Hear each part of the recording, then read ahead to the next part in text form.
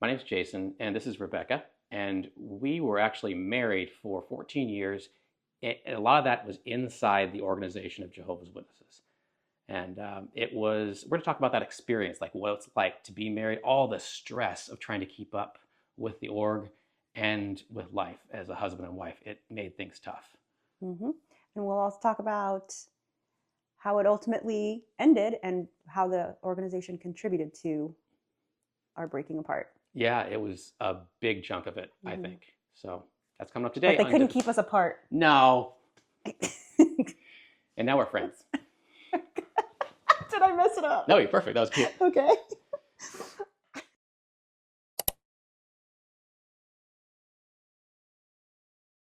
These are lovely coffees. And thank you for having us in your lovely home as well. This is my ex-girlfriend, and my ex-wife, Rebecca. And she has kindly invited us to talk and invited me over to talk. I said us, there's a cat. He's really cute. But we used to be married, and obviously there's just a lot of stress with being Jehovah's Witnesses and being married. I don't know, what stands out to you? Like what part? Like me, it was the money. Like I was always stressed about money. Well, just by the nature of the organization, so many people get married when they're children. So that's stressful. You don't know who you are. You get married for a lot of the wrong reasons. Yeah, absolutely. And I don't know. I became like 14 different people in the span of being married. Yeah, I mean, I was just 24, and I think you were 20 when we got married. Mm-hmm. And that's kind of old. Yeah. For JWs. And it's not just that happens, but I think we're going to be able to demonstrate from a video we're going to show that that's actually kind of what they recommend. And it's not just that they recommend, it's common and normal to them. And just all the rules and regulations kind of force your hand. Yeah, absolutely. Because you can't cohabitate, you can't, no premarital sex. There's not, so kids are like, well, I guess gotta get married. I'm gonna have sex. Right. And then I've heard this story so many times of people finding out once they're married that they're basically sexually incompatible. Mm-hmm. You're like, oh. Oops, that doesn't work for me. Sometimes literally just for physical reasons, and other times for emotional or just what happens to appeal to you. And people are just, and then they're stuck. Oh. Take off all your clothes. Oh dear. Oh my. Oh gosh. We've all had a date go bad like that. You're like, okay, I'm gonna head out. Right. Oh wait, we're married. Yeah. I'm gonna head out. It's a damn shame. So today we're going to talk about what it was like being married as Jehovah's Witnesses, what a major contributing factor was for why we broke apart, and then also, how we became friends, and now we're kind of each other's really only family. Mm-hmm. Yeah. Like I said, I have a little bit of family, but you do, and that's nice. You have your brother, your brothers, and your niece and nephew. Too. I do love Tim. He's good people. And Phil and Sarah, and but I think my random memories of being married are kind of attached to like a lot of stress financially, because there's so much stress to do all the stuff in the congregation and then be able to work. Like you have as a ministerial servant and all the other stuff, you have basically a regular full-time job plus a half of a full-time job. Yeah. Yep. And of course, we all came with our baggage and our dysfunction, and my particular brand didn't want to deal with anything. And so I didn't mean to. It wasn't conscious, but it all landed on you. Financial. And you, as kind of like a caretaker by nature, took it on. But that's to our both of our detriments. And very stressful for you. And I just kind of I infantilized myself, I guess. And I certainly contributed to it being a JW husband. Like, I'm supposed to handle this, not you. And honestly, I noticed that you're doing, I don't, obviously we don't know each other's finances, but you seem to be doing better financially now that I'm not running it because you've taken like ownership of all that. I mean, I had to, and fear is a great motivator when you're like, I gotta figure this out. Yeah, after our divorce. Yeah. Mhm. Like we're separate now. We have to do our own thing. I gotta figure this out. Yeah.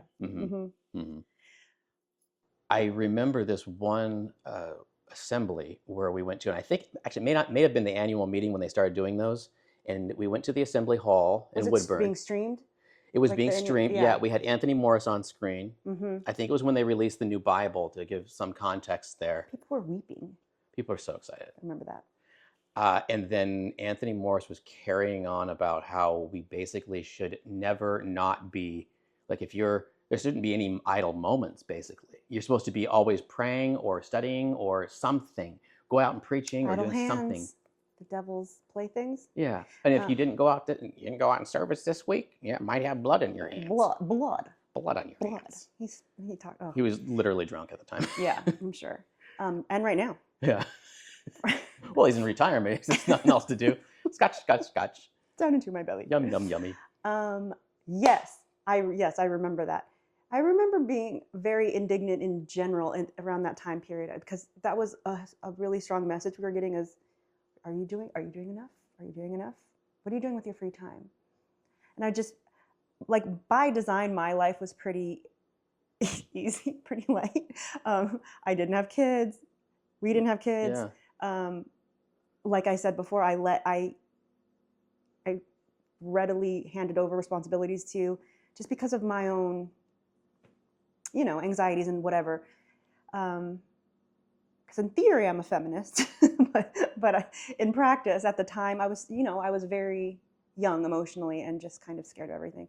But anyway, so my life was fairly easy. I worked part-time, and you did everything. But I was so indignant on your behalf, and on behalf of, like, elders who I loved, like, I won't name names, but certain people who I did love and care. Yeah. I was like, how they're hearing this? How are they? When are they supposed to breathe? Yeah. And live and recharge? And you see so many freaked out elders in the congregation. I was just so mad. Yeah. Plus, then that takes you away from our time, and I was I just remember being very mad all the time. And not to step too much out of, like, our experience, but I remember my parents, at one point, my dad was the only elder in the congregation in Minnesota. And he had 4 little kids, was working, installing carpet, like 60 miles away, 4 days and nights a week, labor. Going back, running the congregation, basically the organization's corporation locally, all the meetings, everything. He had nothing. And he just, like, what a misery for... What drudgery. Oh. Ugh. I mean, I was just the account servant and had to go out and service as much as possible, and 3 Even meetings a week. That's too much. That's too much. I can't imagine how he did that. That's nuts. And work full time, or if you can, work part time in Pioneer. What? So out of touch. So crazy. And even though I do have good memories, like we went to an international convention in Munich, there's parts of it, like there's good memories with people. We went to that other one in Estonia. We have good memories with our friends that we went with. Yes, I miss those people. Yeah, they're lovely people. How stressful those trips were, though, just paying for them. I remember being on a shoestring budget. The trip had been paid for. I had about $1,600 left in my checking account for us. $1,600, and we're in a foreign country. I don't think the rent had been paid yet. We're hoping to pay that a little late when we got back from our international. See, I didn't know. And then something happened where I think a debit card got stolen, and I had a bunch of money drained out, and I was spending like $3 a minute on the phone from Estonia trying to get the bank to block that card and give me my money back. It was horrible. Oh no! And you had to pay for the trip through the organization. Who made money on? Yeah. And it wasn't cheap. Yeah. How did that work again? Did they have a travel agency? Yeah. And so they arranged everything, but not cheaply. Our rooms were like $300 a night. Not cheaply. It was not cheap. They're like, it's a special group rate. No, it's you being a travel agency and selling that package to us. If you guys don't know about that, look that up. That's pretty crazy. I don't know. Maybe I'm yelling here. Hopefully I'm not. It's pretty crazy. Like how and much they money. pitch it like, oh, we're taking care of you. We're a special group and special delegation. Yeah. And you're like, oh wow, what a privilege. Oh, thanks a lot. Oh. Here's all my money. Let's see here. Those trips though were really, I think, key to the waking up process in some ways. They were, weren't they?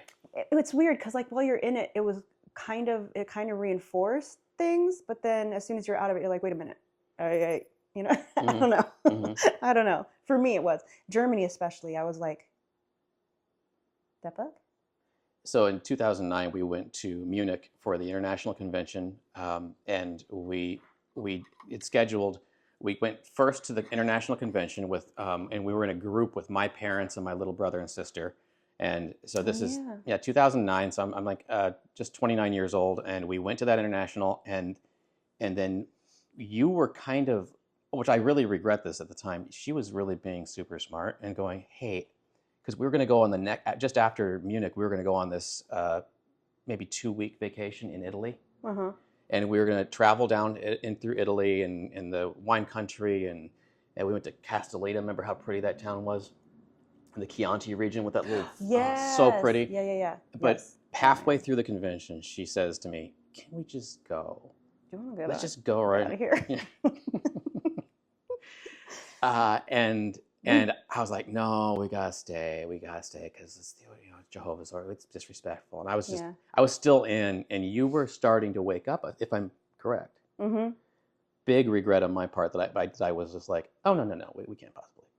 Yeah, I don't know that I like recognized that I was waking up per se. I was so conflicted all the time. Just mm-hmm. Why don't I like that? Why am I so bummed all the time? Mm-hmm. If this is good.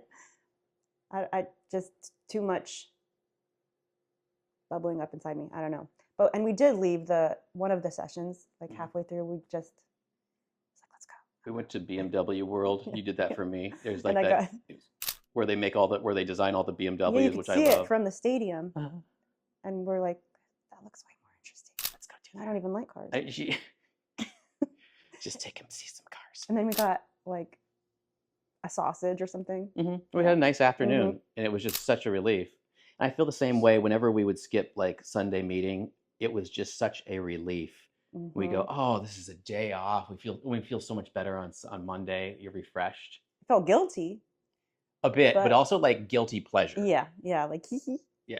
We got out of it. Do you still feel that now? Because sometimes on Sunday when I drive by a Kingdom Hall in the parking lot, it's not packed, let's be honest. Nope. But my car would have been there. Mm-hmm, and I feel like, yay. And I'm going to somewhere with my dogs and my boyfriend. Mm-hmm. I have heard you say that a lot. And I didn't as much, but I have been consciously thinking about it. And I'm just really, really grateful every Sunday and every weeknight mm-hmm. that I can do whatever the hell I want. But yeah, when I pass by one for sure, mm-hmm. and I make a practice of flipping it off. It might just be you, but I like it. It's a good idea. You can probably join in. I think what I just said brings up another question. I didn't realize, but did you have any inklings when we were married that I leaned the other way? Because I am in a monogamous relationship with my boyfriend now. Good question. Did you, like when we were married, did you have no clue? None. No, did you? I had like a 10% idea, but I kept going, oh, that's just the imperfection of the flesh. That's just Satan's system. No idea. None. And you didn't even go out with a man, to my knowledge, for like 2 or 3 years after. Yeah, like 3 years after we're completely separate. Yeah, you had like 2 fairly long term relationships with women. Yeah. So it didn't occur to me. People are always like, is that when you got divorced? No. It was something else that really triggered it. Truly not. And I was surprised. Mm-hmm. I think we were talking on the phone that day when I'm like, I think I'm going to date some men. And you're like, oh, was that right? Am I remembering that right? I actually don't remember. It's like trying to remember how you met your best friend. Oh. I don't remember. it just kind of was one day. Yeah. And then it kind of just did it, I don't know, to you where you're like, oh, that makes sense. Because that's what I did. I suddenly went, oh, once I unclick, because it was years of pushing it down and pushing it to the side and saying, God will fix that in the new system. And also being very aware of how that action, being in a same-sex relationship or having any homosexual activity, anything gay, is death. Right. That's terrifying. That'll bump you right into the eternal void. You'll be a wrap on you. Yeah. Possibly in a fiery way, in the Armageddon. Right. I just couldn't. And then as I woke up, I slowly went, oh, that's been me pushing that down because we were both monogamous. We didn't cheat on each other. No. We were in our relationships. And then when we separated, obviously we had other relationships, but yeah. Yeah.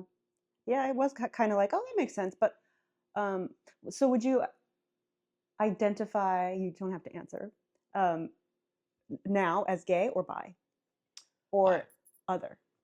I am just a traveler on the great sexual continuum. No, you love who you love. I actually do find myself to be like, I just, once I decompressed all the indoctrination, I was like, oh, I'm a gay man. And Gay man. Obviously there's private stuff, but we had a sex life and I dated women and it was perfectly lovely. But then it was just because I was blocking that part of my personality, which shows the strength of indoctrination. You can not only ignore information about the world, but you can ignore information about yourself, which is crazy to me. Yeah. Yep. That is nuts. That's why the world's so divided. It's all over the spectrum when people leave from the organization to from Christian, Buddhist, few people even go into like Islam or something, all the way over to agnostic, atheist, or even anti-theist. Where do you feel like you land there while I sip on my coffee you made me? I'm open to it evolving and developing or whatever, but cool. I would say currently and up till now, atheist, bordering on anti-theist. And how would you define anti-theist to people maybe who haven't heard that term before? Oh, I hate to say it's kind of, I don't know. I think it could be, well, okay, so the way Christopher Hitchens defined it, and that's who I first heard that from. I think he coined it. And when I find myself aligning a lot with things he said, was not only am I not convinced of the God of the Bible, I'm relieved that he probably doesn't exist. That's my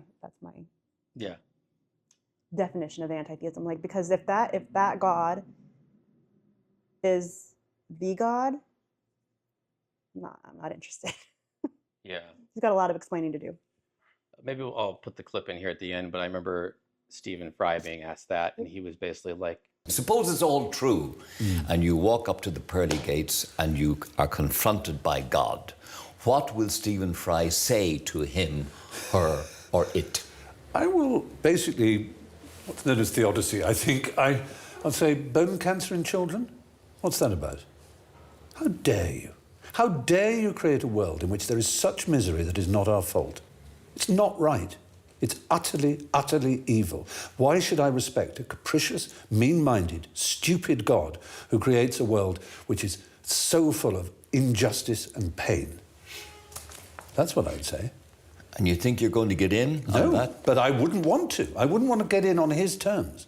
They're wrong. Now, if I died and it was Pluto, Hades, and if it was the 12 Greek gods, then I would have more truck with it, because the Greeks they didn't pretend not to be human in their appetites and in their capriciousness and in their unreasonableness. They didn't present themselves as being all-seeing, all-wise, all-kind, all-beneficent.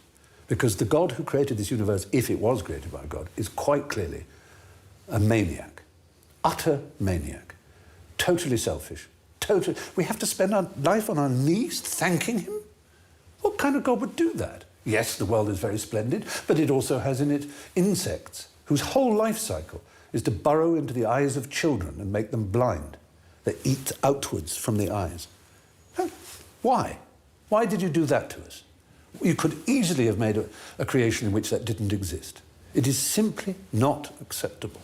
So, atheism is not just about not believing there's a God, but on the assumption that there is one.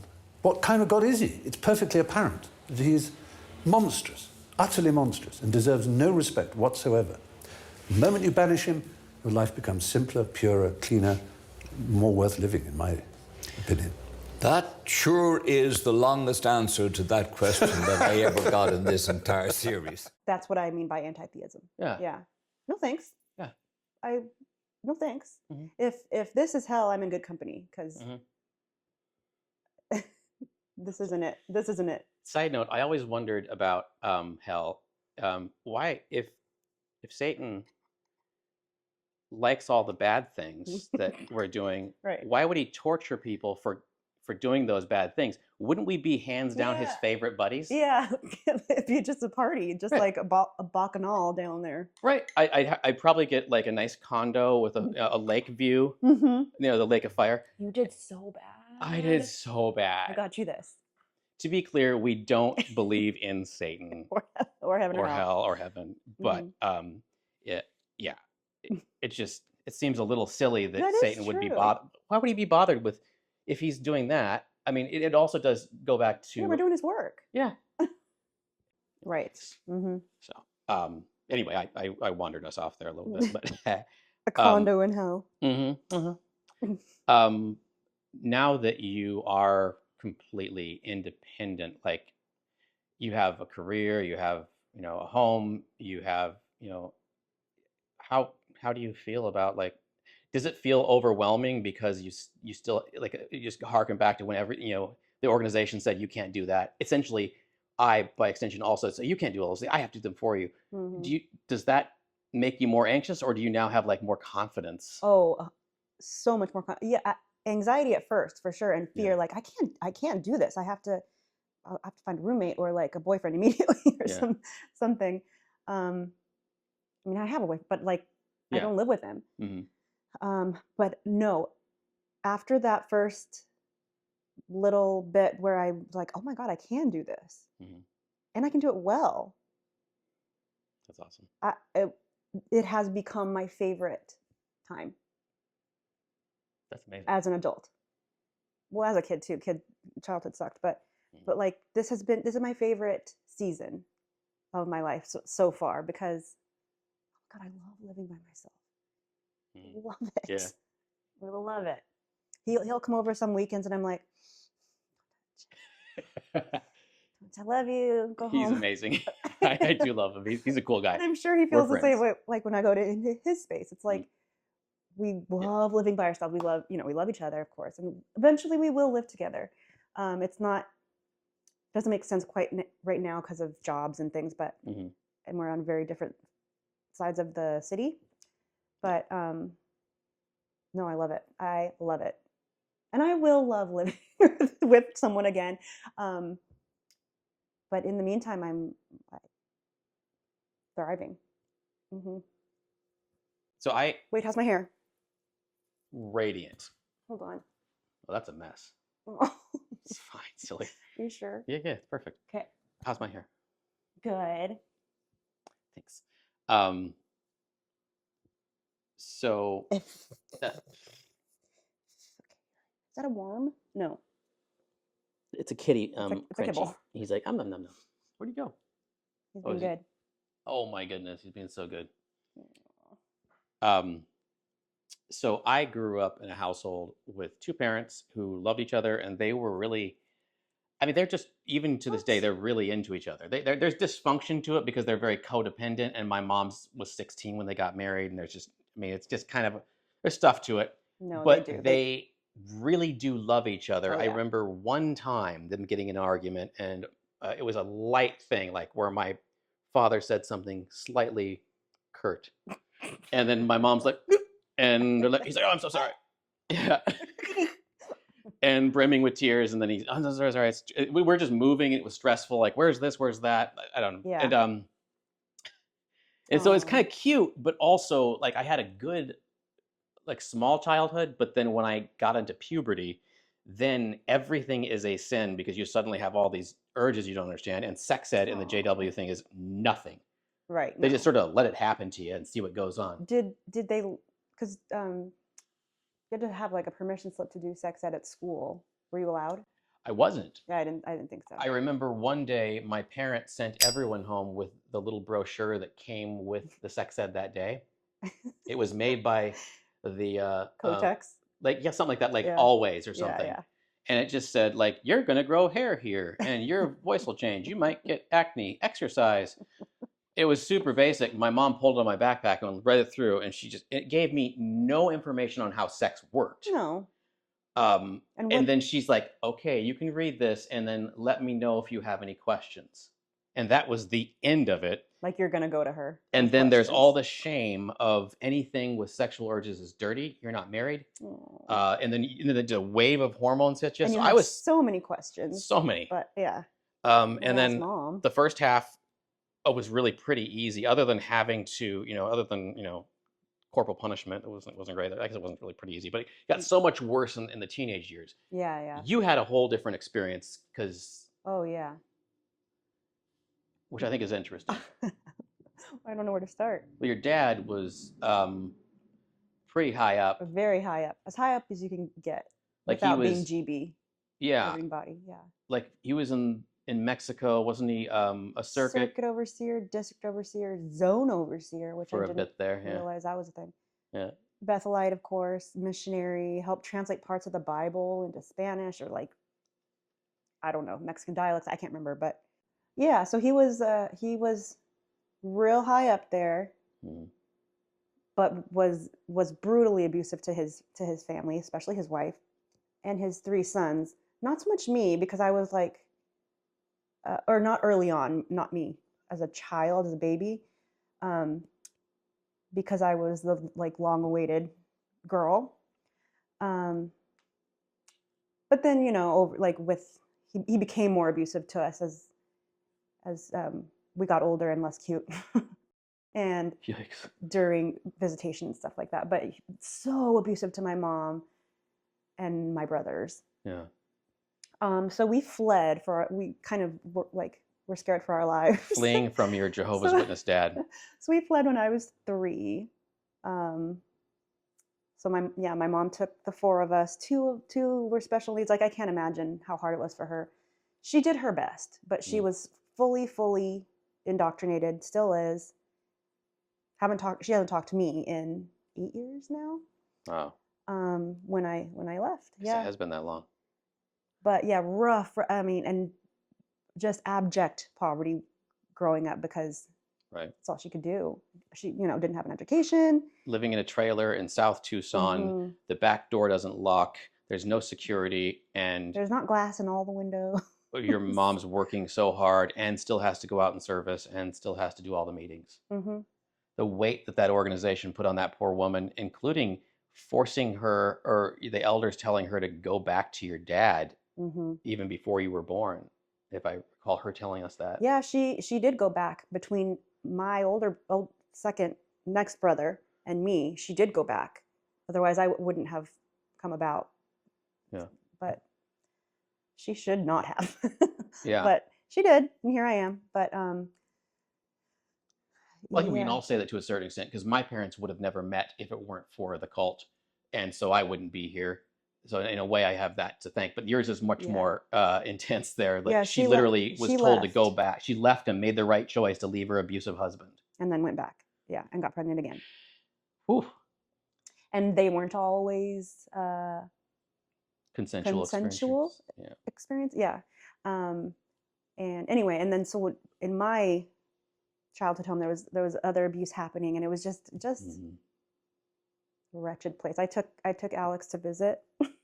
Her boyfriend. We went, my boyfriend. We went to Tucson to visit other family, not my mom, because we go there and we don't call her because she won't see us. Yeah. Which is bizarre, but so we'll go to see my cousin and her family. But I took him to that trailer. I'm like, do you want to see my childhood house? And he's like, it's not a house. Stop calling it a house. It's like, he was absolutely, it's barely a shed, aghast. Yeah. I have a picture of us walking around it, and I'm like pointing at it, and I'm laughing because it's my coping mechanism. I'm like, look at this. And his face is like appalled. You've come so far. We should maybe insert a picture. Okay. Anyway. Give me one. I'll get that done. Anyway, that was my upbringing. And yeah, meetings on top of everything she had to deal with, meetings 3 times a week, service. But I like that she had the wherewithal to like get you into cello lessons, because like they're not allowed. Jehovah's Witnesses aren't supposed to be doing extracurricular activities, and my parents never let us do them. I think she felt so bad for all the other bad circumstances that she's like, this girl needs something. She's because I was like cripplingly shy and scared of everything, and so she's like, she needs something. So yeah, and I am grateful for that. That's cool. Yeah, I remember my dad saying, I think I've said this before on here, is that he said, I think I was at a pool at the convention and I couldn't swim and I kind of panicked, and then I was like 7 maybe, and so my dad pulled me out, or some other JW pulled me out, and I'm panicking, yelling and everything, and my dad was embarrassed. He's like, why can't these kids swim? Well, dude, you know how you had a pool in Southern California when you were a kid and you weren't a JW, and you went and took lessons, and then you also were in football in high school. You did extracurriculars. Those things give kids competence and confidence. Yep. You've done none of those things for your kids. What do you think? Ugh. I didn't think I could do anything. Oh. And like since then, I've done some martial arts, which I'm terrible at, to be clear. But I've done like so many other physical things that I couldn't do back then. Even as an adult, when we were married, I was just so incompetent with sports or with all that stuff. Oh. Could not do it. Didn't have a. But very good at like handy fixy stuff. Oh, handy fixy stuff. I think you said candy fixy stuff. I like candy. Oh, just house stuff. Yeah, I did learn that from him. Yeah. Yeah, you're very good at that. Well, thanks. But he, you know, I love that your mom did that for you, and I am very grateful. Yeah. I'm very ambivalent about her, because I'm very angry with her about some things, but also pity her, feel sorry for her, miss her, respect parts of her. She had it rough. She had a really hard time, and she did the best she could. But see, I think your mom and my mom and dad are lovely people who are made so much worse by the cult. I know. And so I want to be always clear about this in this. We said it several times. We are not bagging on our parents when we say difficult childhood. No, we're talking about how the cult makes the organization specifically of Jehovah's Witnesses, in our experience, makes childhood worse. And made her life so much harder as a single parent. Poor thing. Can you imagine supporting 4 kids, and living 2 special needs in a trailer.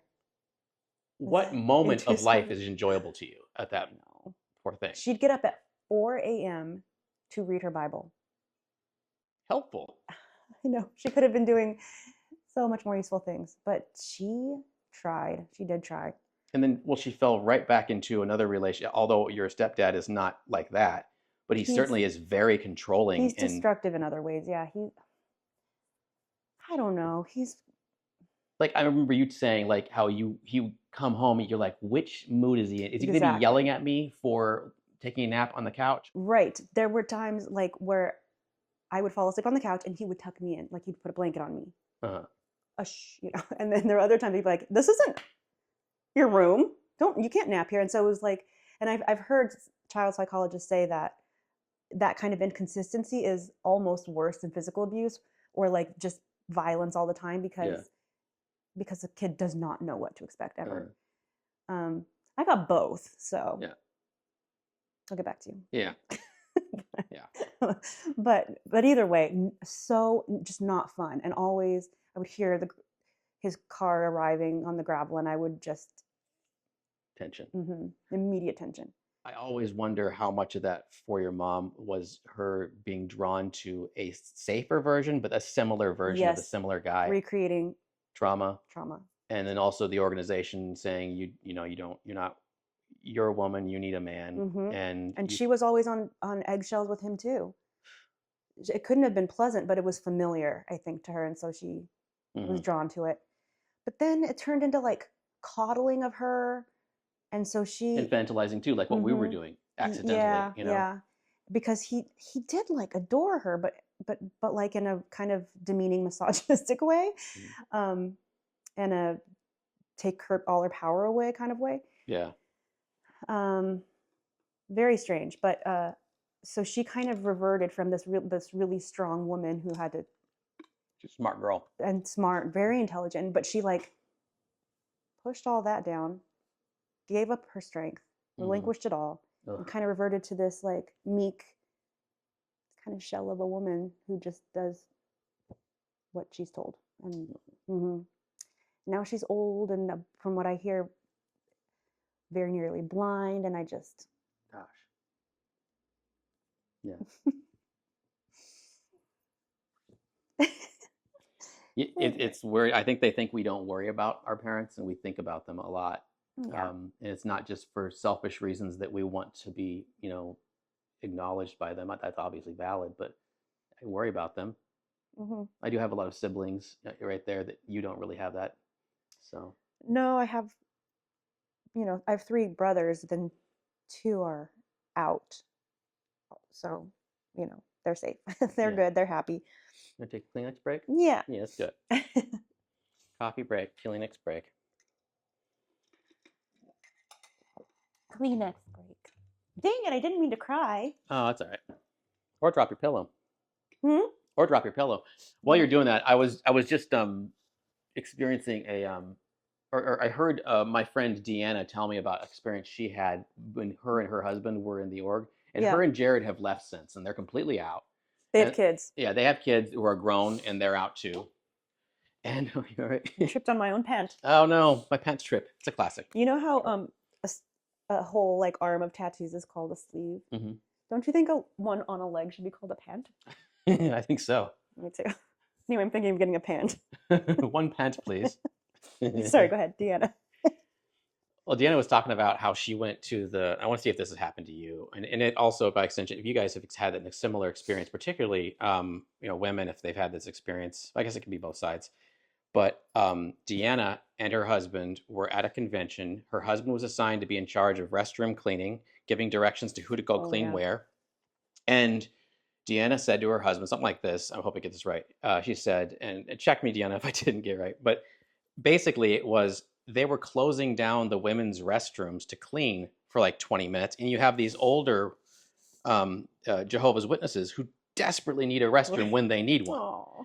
And so, and she said, hey, let's not close it down because brothers need to go in there to be, to clean and to direct cleaning, excuse me. Yeah. Let's keep it open and only sisters will go in. And then Jared says, I'm like, yeah, you go ahead, you direct them. Yeah. Inside the women's restroom. There's no men around.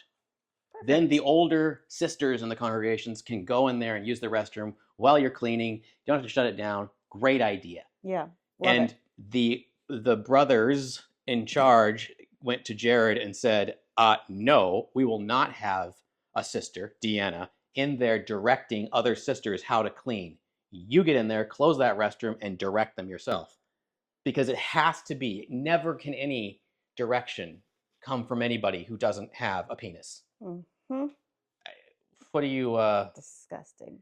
I mean, what I guess just brings up, was that like for you? Like, because I didn't have that experience. For some, I mean, I was 12 when I got baptized, and suddenly I'm giving directions to 55-year-old pioneer sisters who've been doing it for 35 years. Yep. And I was so desensitized to it, but looking back, it was egregious. Just the misogyny and the inequity, and Absolutely bonkers. I had an example. What was it? That's right. Good. I got distracted by the mailman. So handsome. Hella guap. Hella guap. I can't see him. Gosh, what was it? I mean, multiple times where I was told by elders, and you were approached by elders to talk to your wife about her skirt length and Get your house in order. get your household in Why order. don't you get that bitch to line up like the rest of them? That was basically their attitude. I mean, they didn't say the B word, but that's essentially what they were saying. Yeah, I remember we showed up for service one time, I think during the circuit overseer visit, and I was wearing like an A-line skirt. I mean, it was flouncy. It was like very voluminous, a tiny bit above the knee, but very not form-fitting at all. Perfectly fine and modest. And but because my kneecaps were showing, Good Lord. yeah, We could have impure thoughts. exactly. Well, maybe work on your thoughts, Why are buddy. you looking? Yeah. But he told you, he's like, she's gonna have to go home and change. And then you came over to me and you told me that. And I was like, 100% I'll go home, but I'm not coming back. And I was on your side. I was like, let's go home and not come back. Absolutely, I'll go home and change into my sweatpants. Yeah. We're gonna have a nice day off, baby cakes. That's what I think our feeling was generally. Yes. And we did. I don't remember what we did, but I remember the feeling of relief when no longer was it our fault. It was some elder being petty. And that guy has since gotten disfellowshipped for, I gotta choose my words carefully on YouTube. Oh, right. Impacting himself against his spouse. DV? Can you say DV? Sure. Not even that? Okay. I try to, yeah. But that was basically it. Like it was, and that what you mean. And his position as elder was just another platform for him to throw his weight around. Yeah. And demean women. And so many of the elders, that's the reason they get into it. Now there's lots that are genuine, but we have run into firsthand so many who got into the game just so that they could control Oh yeah, people. that's what my dad and your stepdad doing. I think. Oh yes. He loves that stuff. Oh my Hands down his favorite stuff. That's when you ask him what his favorite stuff is, it's like that. Controlling shit. That stuff. That right there. Yes, absolutely. Oh man, he was so unpopular. And it goes this way with men who want to commit CSA.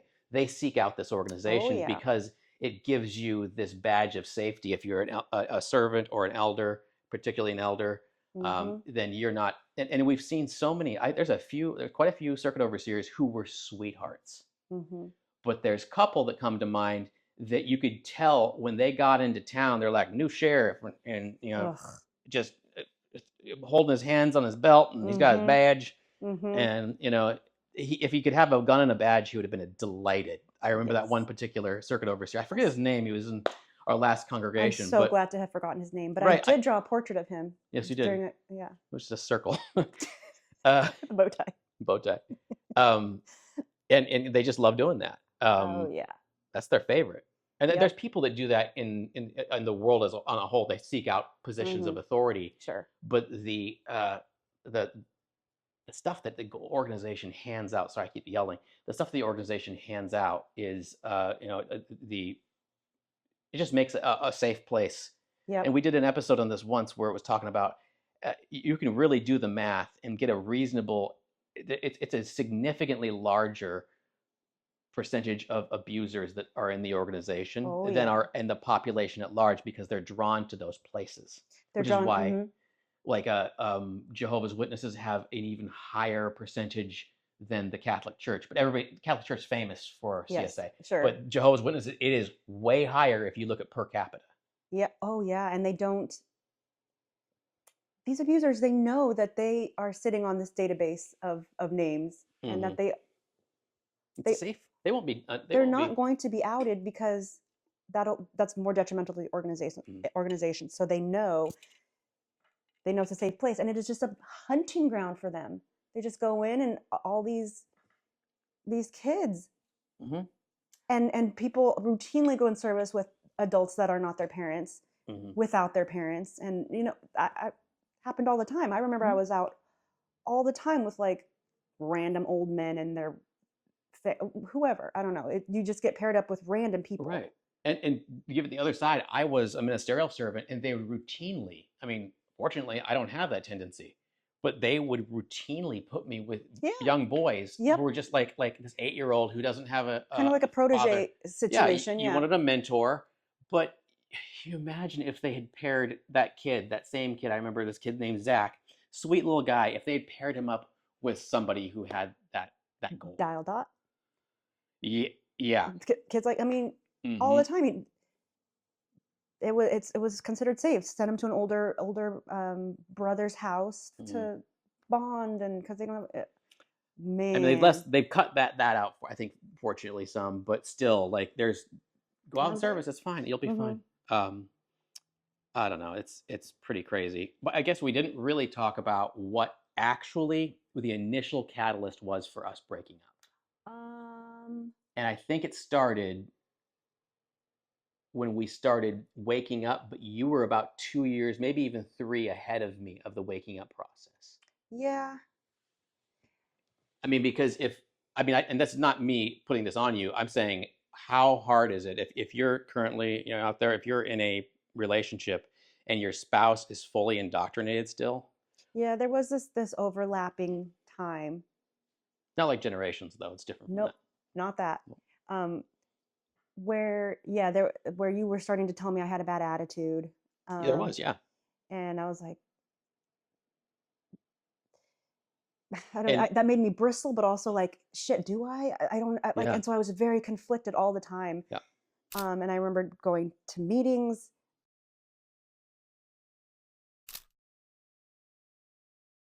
And I think I've said this before, at meetings, I would tune out them completely because it was just all regurgitated stuff anyway. And I would try to convince myself using the organization's own materials and literature. I'd pick a topic, like whatever topic. And I think predestination was one of them you were looking at. I think I mentioned that on another episode, but yeah, that was one of them. Things that troubled me, and I would pick that topic and just try to make it make sense. And that was my undoing. Like it did not. It just completely unraveled.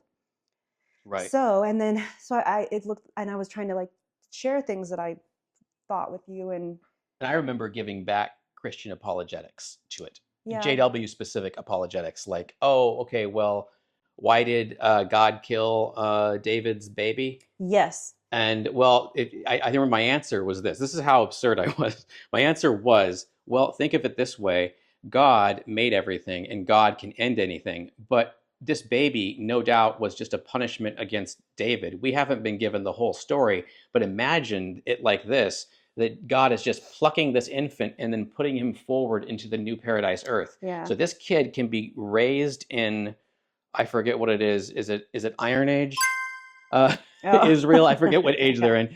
I always mess those up. Or future Victorian times. Yeah. No. Yesteryear. Yesteryear. If this kid could be raised in ancient Israel, or they can be raised in the perfect paradise earth. Which one would you rather? Now, how much work did that take to get to that excusing God for killing an infant? And also, it ignores the fact that God struck it sick, waited a week, and then let it die. Yeah. In the story. Lovely. I don't think this ever happened, fortunately. Right. Fortunately. But that was my level. That's the reason I went down that little rabbit hole. That was my level of indoctrination. That was me. And mental gymnastics. Yeah. Yeah, just working to try to keep you back in it.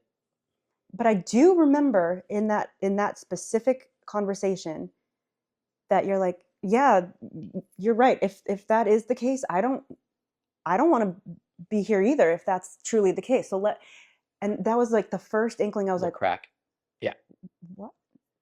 But then you're like, but let's figure this out. And that wasn't the end by any means, but it was the beginning of the end. Yes. Or near. Like a bad foundation. If you see one crack, there's probably a lot more going underneath. I remember underneath, I was going, ooh, she might be right here. Yeah.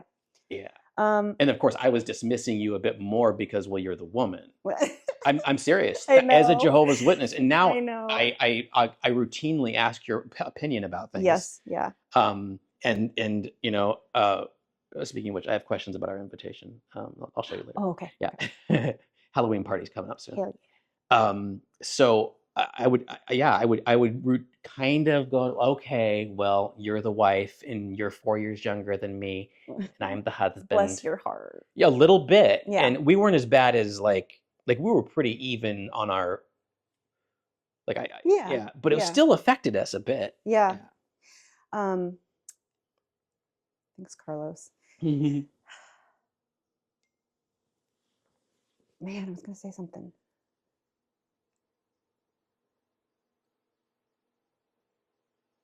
Oh, I remember around that same time I stopped. I kind of was not going as much. I was just like, I can't face it again. Like, I was just there. And you'd come home, and the year text that year was trust God and do good, something like that. And so I had gone to the meeting and you had stayed home. Yeah, and I remember you came home and we were debating again or something, having some sort of disagreement, and you're like, I don't understand. The year text makes it seem so simple. I'm trusting God, trying to do good. Why is nothing working?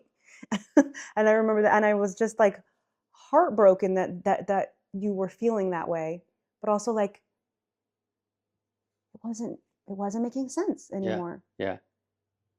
And so then Grease happened, which I think we've talked about in another. I think it might have been the one we recorded that we didn't end up using for sound issues. No, it was the way back one. But yeah, we went to Greece, just a abbreviated version. Went to Greece, and something about being pulled out of your regular routine and into something utterly different and uncomfortable, because we were on a boat and it was kind of uncomfortable physically. It was fun. It was cool, but like something about it made something switch in me, and I was just like, oh, I can't anymore. Right. And we did, and then it switched. And I remember it switching in you, and then it was definitely a defining moment. It's hard to kind of put our finger on what happened there. Yeah. But we also, I don't know if you guys have had that experience where you're like, I woke up. Oh, that's the moment. I have one too. Yeah. There were lots of things building up to it, obviously, lots of cracks. But then a moment, it was just like, I woke up. I woke up that morning after barfing. Yeah. Because of seasickness. I was violently ill. Yeah. And I woke up that morning, I was like, oh, it's also clear. And it is imperative. Must leave. That things change. Yeah. And it wasn't you. And it was like, that was a problem. We still liked each other a lot. So it made. And it was very odd and painful. And, but I just knew it needed to be redefined. I was listening to a stand-up comedian talk about how he's like, divorce is actually really good. Yeah. And he's like, he says, you never hear of somebody say, those two were getting along so well, and they were just meant for each other, and then they got divorced. Oh, what a shame. My divorce is falling apart. Yeah, exactly. And but it was kind of a weird mixture that because of us waking up at staggering times, we had this amazing friendship, and this closeness and this familiarity and this comfort with each other. I just loved it. And I didn't want to lose that. We laugh. We have such a great time. I didn't realize I was gay yet. Right. And we were all in this stuff. But waking up separately, it made it hurt more, I think, for both of us. Yeah. Because like I have to leave all this good stuff behind because we aren't on the same page about this religion. And so I would submit that the religion was the main catalyst. Now, because of my sexual orientation, eventually we would have gone separate ways anyway, once I woke up. Sure. But that stress of one still being 80% indoctrinated and one being 100% awake. Good for you for being the smarty that got out first. I do love that. I respect the heck hell out of that for you. See, it wasn't even like a choice. It was an imperative. Yeah. At that point, but thank you. But yeah, it was hard. It was brutal. Yeah, it was. It wasn't fun. That was a very bad year. But I didn't want to lose all the friendship and everything. I just felt like it has to be reframed somehow. Like, I don't want to lose Life you. can't go this way. Yeah. Yeah. Yeah. But we need to be in each other's lives in a different capacity. And that, I think, demonstrates the absolute misery that an organization can create for two people who genuinely care about each other. I think just us sitting, you have me over here to your home, you come over to my home all the time. We do all kinds of fun stuff together with our boyfriends, and sometimes just you and me, we go do something fun. We're friends, but that organization. And so many of those youth marriages they're not friends, and they there's so many marriages that are like toxic and dysfunctional, and because they don't know each other, they don't know themselves. So we were lucky in that sense that we were always friends. Right. But I know so many miserable pairings that feel stuck. In fact, I completely forgot about this. We had a video that we were going to show. Oh yeah. And you just led right into it perfectly. Do you want to look at it? Yes, I do. All right, cool. I don't know what it is. All right, guys. This is we're just going to show this. This is it's about a minute and 30 seconds long, so not too long. Just what Jehovah's Witnesses do to fix their marriage if everything has gotten toxic. Let me see here if I can adjust the volume a little bit here because I don't want it to be too much in our face. I'm so tired of this. Every day the same thing. Fight.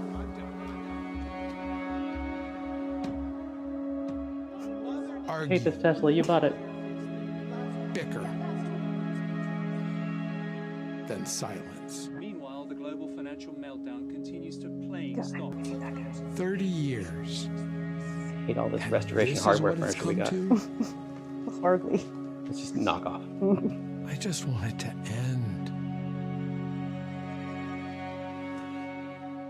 We'd probably be happier divorced anyway. You don't understand. I need this by the Picture end of the from when you day graduated from on my college? desk, I think high or school. there's going to be some Yeah. consequences. You know what? I've heard enough. Goodbye. Miles divorced about 2 years ago, and even remarried.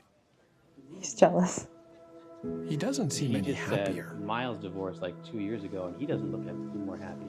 Oh. The dude's stressed at work about Right. some order. Marriage What isn't does that easy. mean that his home relationship is in a bad shape? It's But I've absurd. Miles become is a so disaster. impatient. Yeah. You're never I'm so allowed to focused get on angry my about wants, something if you my needs. divorced and remarried. Maybe the problem You can have a isn't delightful who I'm relationship with, at home. The level of but who I've become.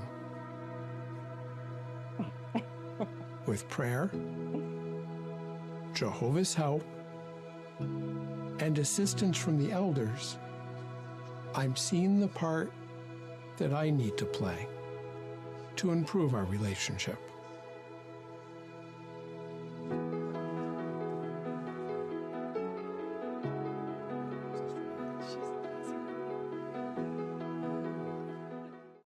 Okay, so there we go.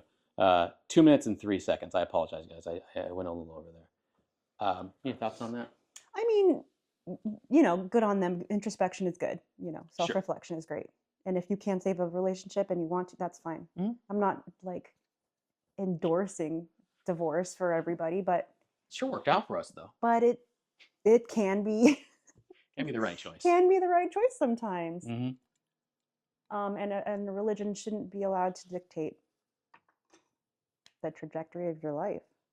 I remember when those two guys came over to our house and sat down in our living room Yeah. and Oh, tried to give us marriage advice from the Bible.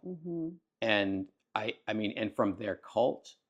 There's not a single thing that I got from that did anything for us. oh no. Like, Yeah, all I remember from that day is how distraught I was, how sad and mad you were. I don't remember what they said, and I'm pretty sure they both hate their wives. well, yeah, and there's one of them works That's not the as an IT guy for a lumber company, and the other one I can't remember. If we'll just he loves his wife.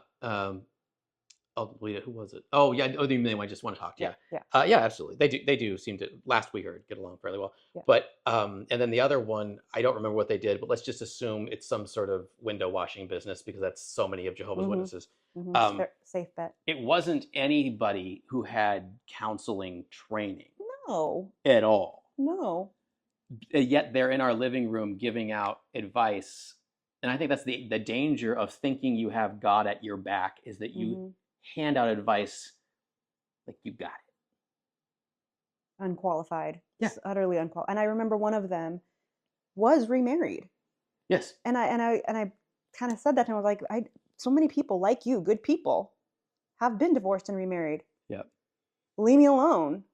Yeah. And What do he's you literally know? saying, don't do that thing. And currently I remember his ex-wife was, who I didn't know personally, but he would, him and his new wife would be like, yeah, she was rough to deal with.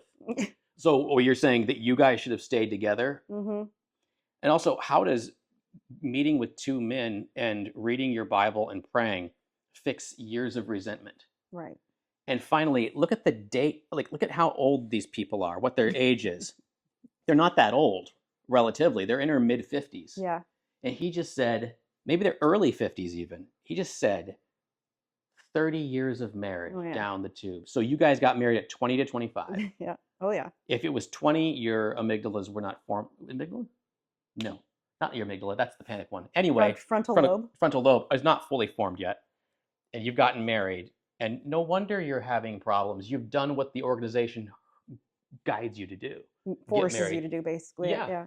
Absolutely. Mm-hmm. It does not work to say don't have sex. That's an urge that unless you're married.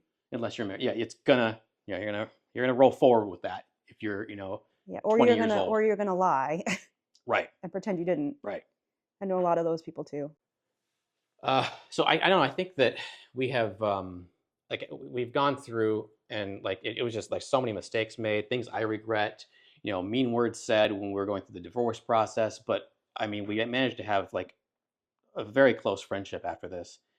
I don't there was always the tendency to, even though it's not an option, to want to go back and fix this and fix that and change this.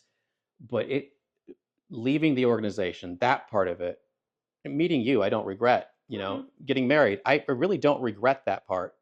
But when it stopped being right, I think we made the right choices, and then left the organization, and it's led to a spot that I'm very grateful for. Yeah.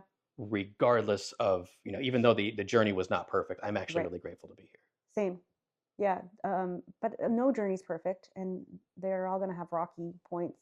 And and I don't count the marriage as a waste of time or at all, or a wrong decision, because we had. Except for that Thursday, we just sat around that one day. Yeah, that one got away from us. Yeah. But no, I really don't. It was we had a lot of fun. We did a lot of stuff. It would have been better outside of the organization. Mm-hmm. Would have been utterly different. But yeah, it's all those things combined to get us here, and it is what it is. And I love it. And I love it. Yeah. If you are in a relationship and you're feeling stuck because your partner is stuck in, lots of stuff can change. I'm not saying it will, but I was pretty stuck in, and she was patient with me. Ultimately, I was too. Yeah, you were for a long time. Yeah, Mm-hmm. You were way better than me. Her little books were just she had I wanted to be good so bad. The best Jehovah's Witness ever. Just diving into that insight book, but we made it out, and then now we are really close friends and kind of family, really. Yes. And I love it. Mm-hmm. Love you, buddy. Oh, yeah. And you. Not you, though. Get out of here. You know why. You know what you did. We're stupid. Yeah. Grew up in shadows, now I'm free. Dysfunction behind me, hope inside. New family found, safe and sound. past was dark, but I'm not bound.